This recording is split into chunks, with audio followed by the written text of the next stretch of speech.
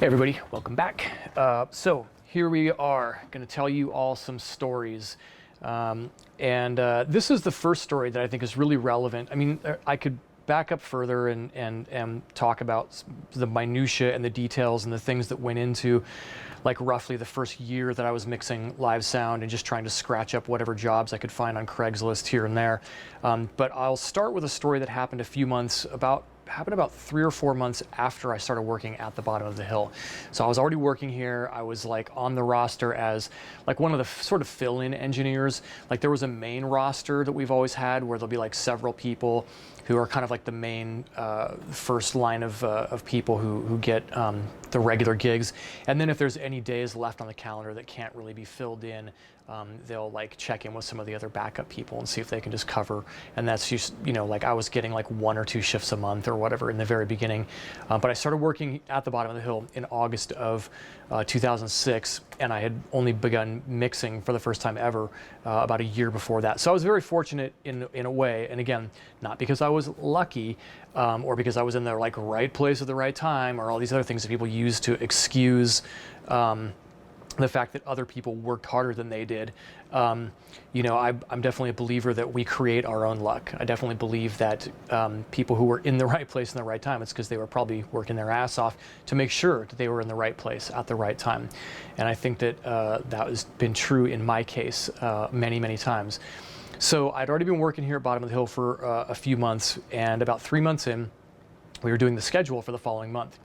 And there was a show coming up, and it was a big sold-out show that everybody had a lot of anticipation about and a lot of trepidation as well, because the last time this particular headliner had come through and sold out the club a couple years earlier, for some reason, I've heard a couple different versions of the story, but essentially what it boils down to is that they didn't have a very good experience on stage.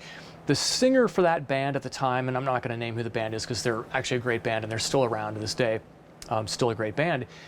But the singer back then was known for being a really, really volatile, difficult personality to get along with. Like there was definitely like a nationwide reputation that this person had.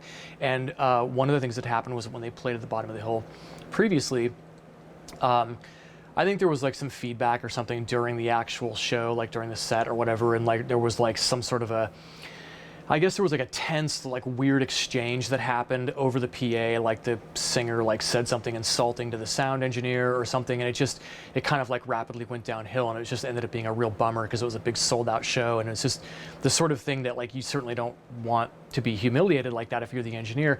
But even if you're just a ticket holder, like somebody who, you know, paid to come see your band, you don't want to see your band on stage complaining and like having a tantrum or whatever, you know. So it just was kind of a bummer. Like whatever it is that exactly went down, I don't know. I wasn't there. I just know that a lot of people were nervous about having this band come back and having another packed show here. And the important thing here, this is what the point of the story that I want to get to, is that I had a realization when I was talking to Ben Tuttle, who was the head engineer at the time, and he was telling me about this gig and why he was probably going to have to be the engineer that was going to do it because nobody else was going to want to sign up based on what had happened here before. And that the owners were nervous about having the band come back as well. The band was touring; they were out from like the East Coast, and they're not local. So at any rate, the point being that it occurred to me after thinking like, man, that really sucks. I wouldn't want to be put in a position like that. And then I thought about it some more, and I realized, well, wait a minute. If I volunteered to do that show, if I just enthusiastically, because I actually liked the band, I actually liked their music at the time, I knew who they were, and I was familiar with them, and I thought, well, one of two things will happen if I actually volunteer to take the show as the new guy who's only, you know, mixed like probably 6 or 7 shows up to that point at the club. If it were to go as poorly as it did the previous time the band was there, I figured, you know, they probably would just say, oh man, really feel sorry for the new guy. You know, he was probably just in over his head, and, you know, they probably wouldn't really throw me under the bus. They probably would, like, if anything, they would probably feel sorry for me because that band already had a history and was sort of known for being a bit difficult to deal with.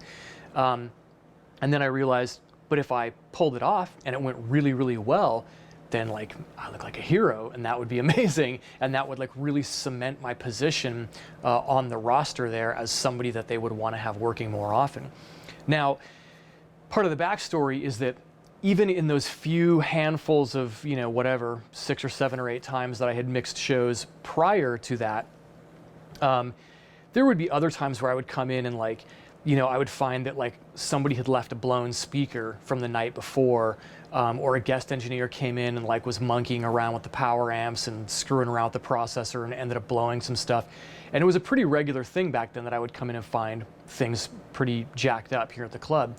So I quickly got in the habit of always coming in with a big toolkit with a bunch of spare parts and a soldering iron and whatnot. And I'd always come to work like an hour or 2 early, and I'd get into the club and I'd sweep pink noise or, you know, test tones or whatever. I'd run stuff through all the speakers.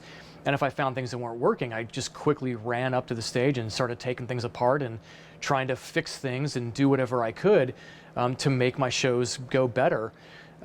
So with that already being the case, when this band came to, so I volunteered to do the show. The band came in to play. I went out of my way to bring some microphones and extra things that I had from home, because the inventory here at the club wasn't as big at that time. We didn't have as many mics in the collection. We probably only had about a third of what we have now. And I made a point of letting the band know, specifically my whole thing about like wanting to, you know, every performer should always have their own clean microphone that they don't share with anybody else on that same night, that kind of thing. And what ended up happening was we had a really great sound check. Everything was good. I got through the other sound checks of the support band and the opening band. And before we were going to open doors, I was going to go upstairs to the dressing room above the patio. And as I was like walking halfway up the stairs, I could hear the band members talking in the band room. And I heard the lead guitar player saying to the singer, were you on stage? Did you notice or hear what that guy said about how he brought his own vocal mics in from home because he wanted to have extras on hand because he didn't want us to use dirty microphones, or he didn't want us to have to share the same microphones after the opening bands use them. And they're a band who's like commonly out playing on like the 200, 300, 400 capacity club circuit. And the singer was like, yeah, like who does that? Like nobody does that. Like, you know, like that's just like really extra nice that he was willing to do that. So I knew that I was already winning them over with that, and the fact that the sound check went really well and there weren't any problems with feedback or anything like that. And so what ended up happening was I went up to the dressing room, talked to them for a second, but I already knew that I was in a good position, that I was already positioning myself well to make that band happy because I had gone above and beyond the call of duty really to make them happy. And the show went great. Their set was awesome. The place was totally packed, full of people. They played this fantastic set. And this whole show that I'd been so nervous about and so worried about, that the owners were worried about, that the head engineer, Ben, was worried about, at the end of the set, right before they walked off the stage, the singer basically just gave me a shout out and said, I don't remember exactly what was said, but the lead singer just said something very complimentary and nice and said, hey, and we just want to thank Paul for making everything sound so awesome tonight. It was really great working with you. And then they exited the stage. And I turned and I looked over to the bar where Ramona, who was the talent buyer for the first 25 years of the club and booked like 99% of the bands that have ever played here. She was working behind the bar that night along with her 2 other business partners, Lynn and Kathleen. All of them were here because it was a sold out, high pressure, big show. And when I looked over at Ramona after I got the shout out from the singer on stage, she just looked at me and she went like this, and I could just see her mouth the words, thank you. And then I just knew. I was like, okay, I'm totally solid here. Like, this is going to be my new home base. Like, they're going to start putting me on the roster more, and things are going to start happening for me at this club. And I also, that was with the knowledge that, you know, for 15 years before I'd even come to work here, this place had already built a reputation on the touring circuit as being like one of the legendary, best, coolest spots in North America. And it was a very, very well-respected club among musicians and touring engineers and tour managers and booking agents, and just people in the industry had already had, you know, grown a real fondness for the bottom of the hill. So I knew that if I was getting my foot in the door here, and if I got in good with the owners, that this was going to be a really important place for me to be able to do things to make my career happen. But the point of all of this long-winded story being that here's a gig that nobody else wanted to take. Everybody had some, level of hesitation or fear or whatever about thinking like, man, I do not want to deal with that really difficult, problematic band.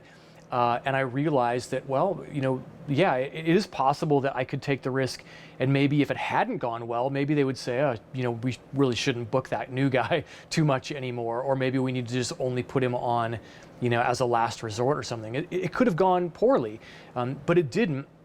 And the fact of the matter is, I was able to convince myself and talk myself into putting a positive spin on it, where I kind of looked at it like, I really can't lose, because, they probably won't blame me if the band ends up just having a bad attitude or whatever. Like, we already know that about them, so it's not really going to hurt my reputation too much, as long as the sound is good. But the fact of the matter is, I ended up hitting a grand slam that night, and the rest is history. And I will tell you more of those stories as well, about, again, other pivotal things where I was able to just keep going further and further and making the right impression on the right people. And when I say making the right impression, and I say things about like, you want to build rapport with people, and you want to build good positive relationships, and you want to be somebody who's fun and likable, and someone that people want to work with, and someone that people like, offering you jobs and like giving you references.